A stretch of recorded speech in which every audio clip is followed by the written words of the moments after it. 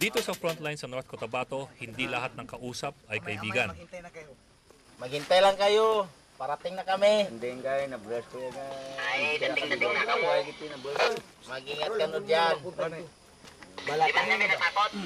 Balatan kita. Ang kausap ng mga CVO ng Sitio Mampurok, mga kalaban sa harap nila, mga membro ng Moro Islamic Liberation Front.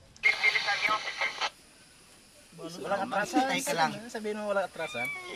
Walang atrasan ha? Mamaya-maya magtakbo ka ng walang paa. Minsan nga, magugulat ka pa.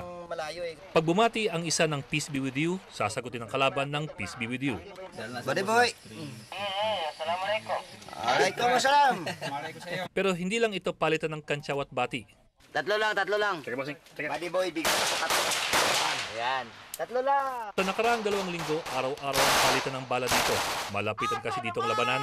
Minsan nga, hindi na gumagamit ang radyo. Sigawan na lang.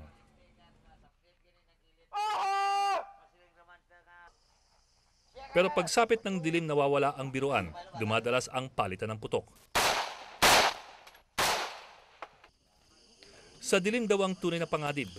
Ginagapang ng mga rebelde ang mga foxholes, kaya't dito na sa putik natutulog ang mga CVO, pinuputukan ang bawat kaluskos.